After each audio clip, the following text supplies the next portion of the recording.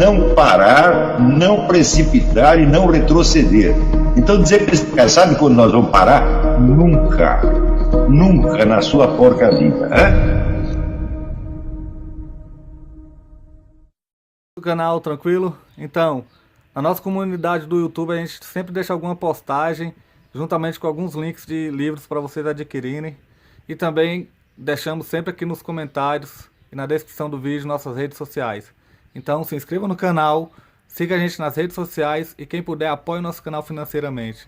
Temos Pix, Vaquinha, Apoios e temos nosso conto também para quem quiser nos ajudar. Tranquilo? É isso aí. Sempre com Deus, pátria, família e liberdade por um Brasil melhor. Valeu!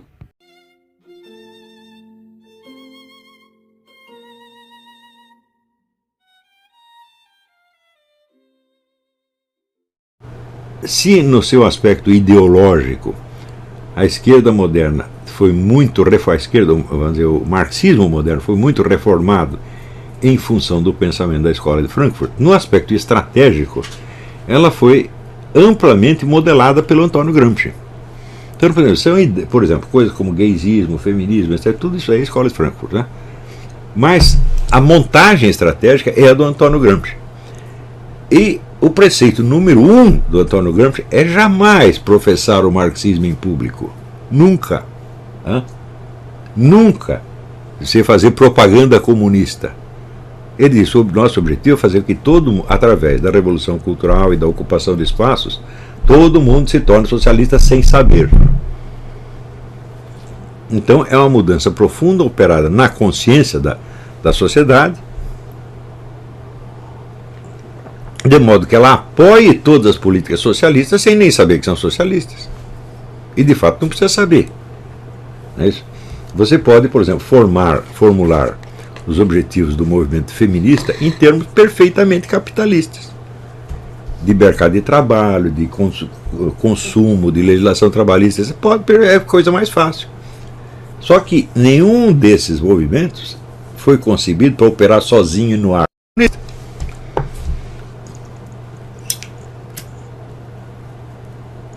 Então, vamos dizer, quem professa o comunismo? Se fosse só quem o apregoa, então seria um número mínimo. E aqueles que mais colaboram com o comunismo, que são os agentes secretos, da DGI, do Serviço Secreto Chinês, etc., esses não seriam punidos de maneira alguma. Você pode pegar um cardeal que é agente da KGB, nada acontece. Você descobre que ele é agente da KGB, mas ele não professa o comunismo, quer dizer, ele não o apregoa. Atribuir este sentido, vamos dizer, a este parágrafo do Código de Direito Canônico é cuspir na memória do João Paulo II, é dizer que ele era um idiota ou que ele era um comunista infiltrado, o que é absolutamente impossível. Tá certo? Então todos aqueles que estão dizendo, não, a colaboração com o comunismo não implica mais excomunhão automática, só é possível que sejam ou eles próprios comunistas infiltrados, tá certo? Ou caras que são vendidos, tá certo? Ou então são mais idiotas do que nós mesmos podemos conceber. Tá certo? Ou, em suma, essa interpretação é absolutamente inviável. E ela é fruto da malícia de uns e do analfabetismo funcional de outros.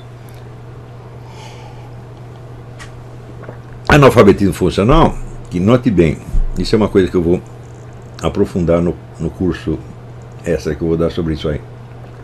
A causa do analfabetismo funcional não são só as técnicas de alfabetização usadas, socioconstrutivismo, etc. Não, essa, claro, tem uma função básica, mas o analfabetismo funcional é tornado ainda mais grave a partir do momento em que você acha que o sentido de um texto é somente outro texto, e o deste é outro texto, e outro texto, e a linguagem se fecha em si mesma. Então a linguagem não é nenhum instrumento de acesso, vamos dizer, à compreensão da realidade. Ela é um mundo fechado, por assim dizer. Então, a partir desse momento, então, o idealismo burguês alcança o seu auge, o seu cúmulo. Nós vivemos tudo dentro de um mundo de ilusões linguísticas e a realidade ou não existe ou não nos é acessível. Tá certo? Então, isso encontra uma expressão muito clara, por exemplo, no pensamento do Richard Rorty, né? Onde diz, não, com relação à realidade, jamais chegaremos a conclusão nenhuma. Todas as teses são possíveis e todas se equivalem. Portanto, não podemos provar que nada é verdadeiro e que nada é falso. Então só nos resta uma coisa: induzir as pessoas a usar a nossa linguagem. Está entendendo? Então, outro dia mesmo me apareceu um sujeito aí, né, fazendo uma lista de 50 livros da nova literatura brasileira. Metade é porcaria, outra metade não é nova, né? Dizendo assim, não podemos esquecer que a obra literária é sobretudo uma construção linguística. Olha, eu não conheço nenhum romancista que tenha começado a construir o seu romance com palavras. Isso é absolutamente impossível.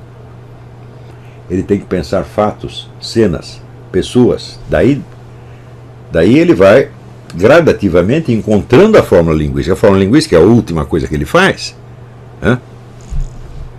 Mas certamente, se um romance, se tem uma coisa que um romance não é uma construção linguística. Ele é uma construção ficcional, construção de situações, tá certo? Que se expressa, no fim das contas, através de uma construção linguística. Mas que, qual é a importância do elemento linguístico no romance? A importância é muito relativa. Porque existem romancistas que são mestres da linguagem, que usam os recursos linguísticos o máximo que podem, tá certo? Por exemplo, se você pegar, sei lá, o James Joyce, vamos dizer, ele explora a língua inglesa até suas últimas consequências. O próprio Faulkner, que está lendo aí o que ele faz com a língua inglesa, a língua redneck é uma coisa espetacular. Mas tem outros romancistas que não são assim, cuja linguagem é até rudimentar sob certo aspecto, como, por exemplo, Balzac ou o nosso Otávio de Faria. Eles eram artistas da ficção e não da linguagem. Então, vamos dizer, são mais romancistas do que escritores, na verdade. E nem por isso os seus romances são de segunda ordem, né? Dostoiévski foi muitas vezes acusado disso, de ser displicente na linguagem, né?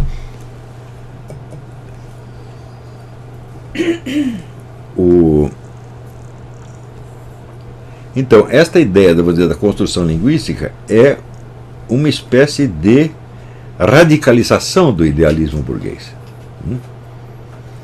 Então é interessante fazer uma comparação entre este tipo de teoria literária e a programação neurolinguística. No fundo, os dois estão fazendo a mesma coisa, né? Só o que existe são códigos.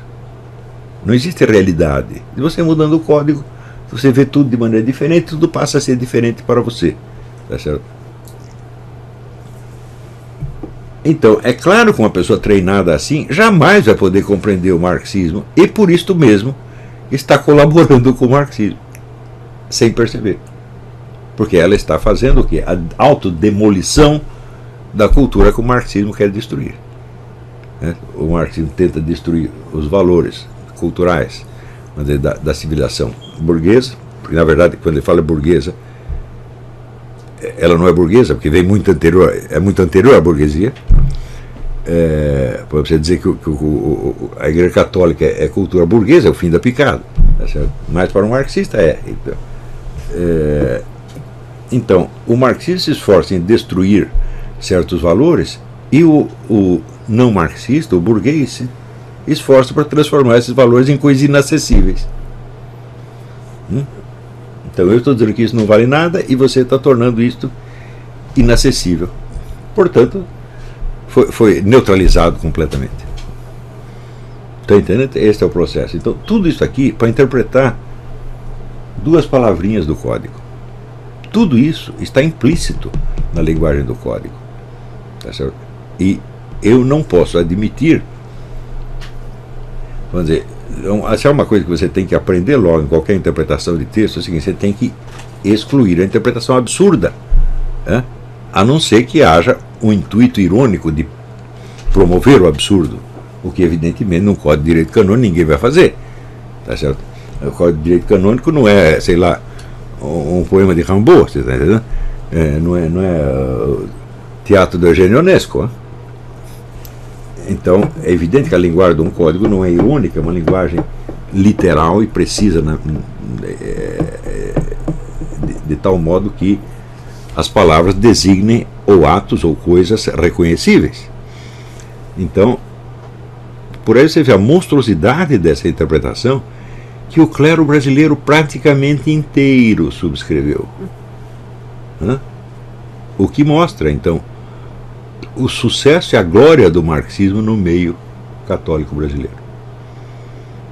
Por outro lado, aqueles que se revoltam com isso, que se apegam à religião tradicional, etc., etc., ficam totalmente impotentes porque não sabem contra quem estão lutando. Estão perdidos que nem cego em tiroteio. Então ficam repetindo assim, qual teoria é herética, etc., etc. Quem não sabe o que é herética? Hoje mesmo eu fiz uma notinha no Facebook dizendo isso. Quer dizer, você dizer que uma teoria ou ideia qualquer é contrária à doutrina da igreja é uma coisa que nem precisa dizer, porque em 100% dos casos é óbvio. Isso é óbvio, portanto esse não é o problema. O problema é saber por que esta teoria tem adesão, por que ela adquire poder, por que ela influencia tanto a cultura. Esse é que é o problema. Não é isso? Então, evidentemente, ela fará isso usando o quê? Os pontos fracos da chamada cultura adversária. E o primeiro ponto fraco é o idealismo burguês, que é como Marx percebeu, uma tendência quase incoercível da mentalidade capitalista. Você vai ver que boa parte, se você pegar a economia do von Mises, boa parte dela é baseada nisto. Vamos dizer, a sua própria teoria do valor. O valor de uma mercadoria é o quê? É o valor que os indivíduos atribuem a ela. É totalmente subjetivo. De fato, na economia funciona assim. Mas acontece o seguinte: se não há valores objetivos que escapam à possibilidade de escolha do consumidor, tá certo? Então, tudo entra no mercado e tudo é mercadoria. E daí o raciocínio é bastante simples. Se tudo é mercadoria, tudo tem que ser quantificado, contabilizado e administrado. E, evidentemente, cairá sob a fiscalização do Estado. Portanto, a teoria que mais se opõe ao poder do Estado, na medida em que ela fomenta, vamos dizer, o império universal do mercado, ela está fomentando o poder do Estado. Isso o von Mises jamais chegou a perceber, nem poderia perceber. Isso, chegamos no limite do horizonte intelectual do von Mises e do Hayek e do liberalismo em geral. Quando eu digo capitalismo, ele produz o socialismo quase que naturalmente por efeito da sua própria dialética e não da Revolução Proletária.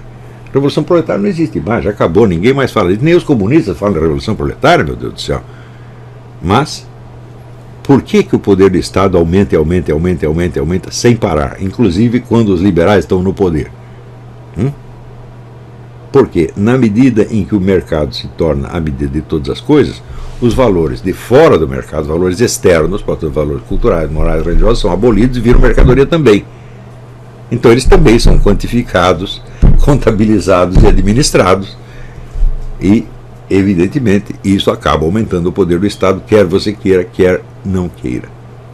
E quando eu falo Estado, não é só o Estado, evidentemente, é o Estado e os 5 ou 6 grupos econômicos que o apoiam. Deu para entender isso aqui?